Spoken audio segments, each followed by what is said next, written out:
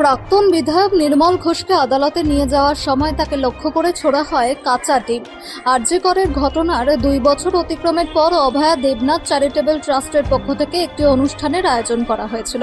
সেই অনুষ্ঠানে উপস্থিত ছিলেন বর্তমান মুখ্যমন্ত্রী শুভেন্দু অধিকারী।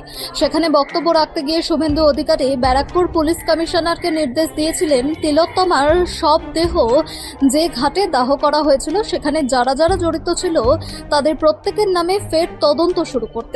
আর এরপরেই ব্যারাকপুর পুলিশ কমিশনারের পক্ষ থেকে স্বতঃপ্রণোদিত মামলা রুজু করা হয় প্রাক্তন বিধায়ক নির্মল ঘোষ, সঞ্জীব মুখার্জি এবং সোমনাথ দের বিরুদ্ধে। বেশ কয়েকদিন তারা তিনজনেই এলাকা ছাড়া ছিল। এরপরেই গতকাল উড়িষ্যার এক অঞ্চল থেকে প্রাক্তন বিধায়ক নির্মল ঘোষকে গ্রেফতার করে খড়দাহ থানার পুলিশ এবং কলকাতার একটি অঞ্চল থেকে গ্রেফতার করা হয় সঞ্জীব মুখার্জিকে। আজ তাদের ব্যারাকপুর আদালতে নিয়ে যাওয়ার আগে কড়া পুলিশি নিরাপত্তায় মুড়ে ফেলা হয়েছিল খড়দাহ থানা চত্বর। বিজেপি কর্মী সমর্থকদের পক্ষ থেকে খড়দাহ থানার বাইরে ডিজে বাজিয়ে উল্লাসে মেতে ওঠেন তারা। এরপরেই উত্তপ্ত হয়ে ওঠে পরিস্থিতি। বিজেপি কর্মী সমর্থক এবং উত্তপ্ত জনতা নির্মল ঘোষ এবং সঞ্জীব মুখার্জিকে লক্ষ্য করে কাদা এবং ডিম ছোড়া হয়। পুলিশ সূত্রে জানা গিয়েছে 14 দিনের পুলিশি হেফাজত চেয়ে তাদের দুজনকে কোর্টে পাঠানো হয়েছে। শুধু আরজি করের ঘটনা নয়, নির্মল ঘোষের বিরুদ্ধে লটারি প্রতারণার মামলা রুজু করেছে খড়দাহ থানা। এছাড়াও রয়েছে আরও অনেক মামলা। ব্যারাকপুর আদালতে তোলা হবে নির্মল ঘোষ এবং সঞ্জীব মুখার্জিকে। সাধারণ মানুষের সংখ্যা ছিল অনেক বেশি।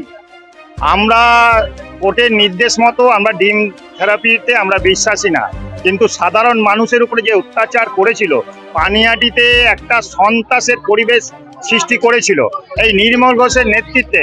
তার ছেলে নির্মল ঘোষের নেতৃত্বে যেভাবে সারা পানিহাটি জুড়ে সন্ত্রাস করে রেখেছিল, সাধারণ মানুষকে কথা বলার অধিকার ছিল না, সাধারণ মানুষ পথে চলার অধিকার ছিল না। সেই সন্ত্রাসের হাত থেকে আজকে সন্ত্রাসের নায়ক যেভাবে গ্রেপ্তার হয়েছে, আমরা সাধুবাদ জানাই প্রশাসনকে। আমরা প্রশাসনের কাছে এটাও দাবি করি যে আগামী দিনে যেন এই নির্মল ঘোষেরকে কঠোর থেকে কঠোরতম শাস্তি দেওয়া হয়, এই দাবি আমরা ভারতীয় জনতা পার্টির পক্ষ থেকে রাখছি। আজকে দেখা হলো ডিম ছোড়া হলো, কাদা ছোড়া হলো, জুতোর মালা পরা হলো, লাঠি মারা হলো।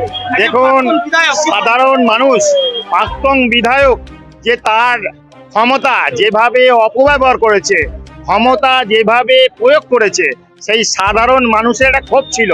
এই ক্ষোভের থেকেই ডিম ছুঁড়েছে। সাধারণ মানুষ দেখলাম হাতে কাদা নিয়ে এসছে, কেউ জুতো নিয়ে এসছে, জুতোর মালা পরানোর চেষ্টা করেছে।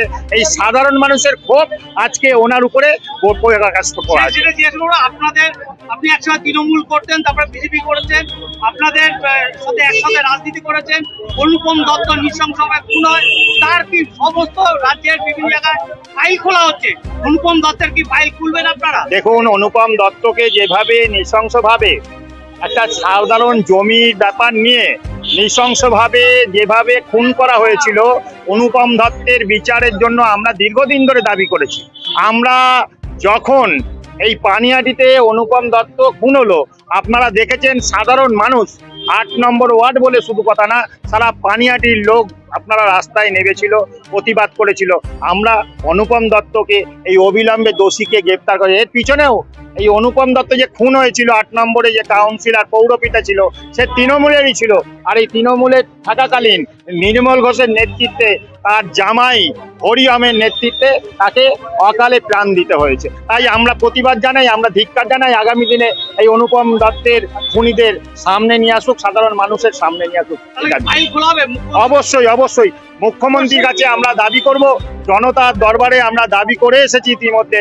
পানিহাটিতে এই অনুপম দত্ত খুন হয়েছিল, যাকে ঢোলু বলে চিনতেন, সেই ঢোলু খুন হয়েছিল, তার প্রতিবাদে আমরা জনতার দরবারেও নালিশ করে এসেছি। দীপক হালদার, রাজ্য বিজেপির এসসি মোর্চার এক্সিকিউটিভ কমিটির মেম্বার। পানিহাটিতে শনির 7.5 দশা কাটলো। পানিহাটিতে শনির 7.5 দশা কাটলো। পানিহাটির আকাশে এবার মুক্ত সূর্য উঠবে। এত বড় পাপী পানিহাটির বুকে কেন এই সাব ডিভিশনের আগে কখনো জন্ম নেয়নি?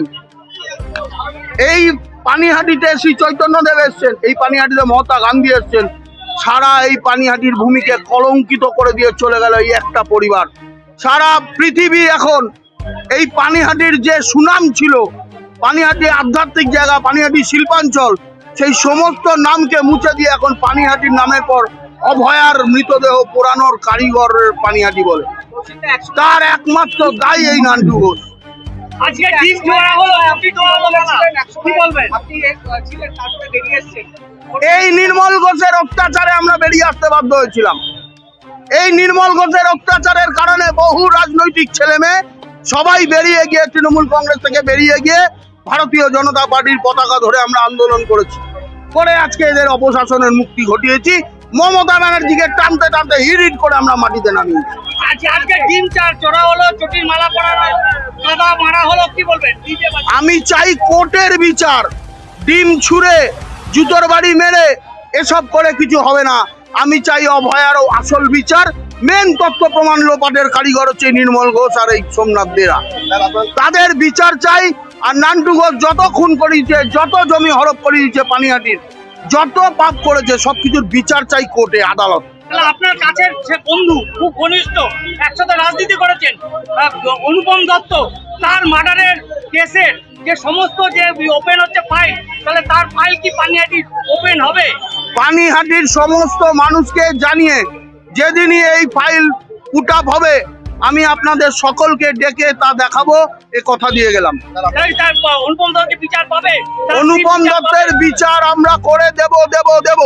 অনুপমের স্ত্রী বিচার পাবে কিনা আমি জানি না, তার কারণ অনুপমের স্ত্রী প্রথমে সিবিআই তদন্ত চেয়েও পরে সিআইডি তদন্তে রাজি হয়ে গিয়ে কাউন্সিলরের টিকিট নিয়েছিলেন।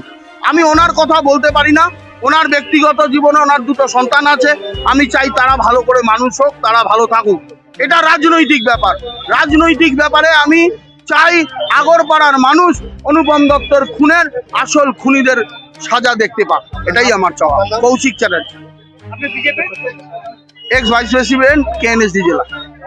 আচ্ছা, এই নান্টু ঘোষ পানিহাটির ডোম যে অভয়ার দেহ লোপাট করেছে, যে মনীষ শুক্লা খুনের সাথে সরাসরি যুক্ত, এবং এই যে অনুপম দত্ত খুনের সাথে সরাসরি যুক্ত, তাই সে আজকে যখন জেলে গেছে তো সাধারণ মানুষ পরিত্রাণ পেয়েছে, সাধারণ মানুষ হাফ ছেড়ে বেঁচেছে, তাই ডিম জুতো ছুড়ে মেরেছে।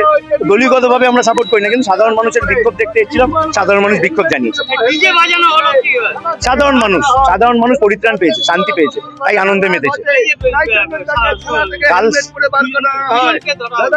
দুজনকে অ্যারেস্ট করা হলো। আজকে সঞ্জীব এরা খুনি, এরা দেহ লোপাটকারী, তাই এদেরকে অ্যারেস্ট করা হয়েছে। আমরা মুখ্যমন্ত্রীর উপর আস্থা রেখেছিলাম, মুখ্যমন্ত্রী তার নিজের কাজ করেছে। মানে আইন ব্যবস্থা যেভাবে কাজ করতে হয় একটা রাজ্যে, সেই ব্যবস্থায় আমাদের পশ্চিমবঙ্গের আইন ব্যবস্থা চলছে। অমিত দাস, সাধারণ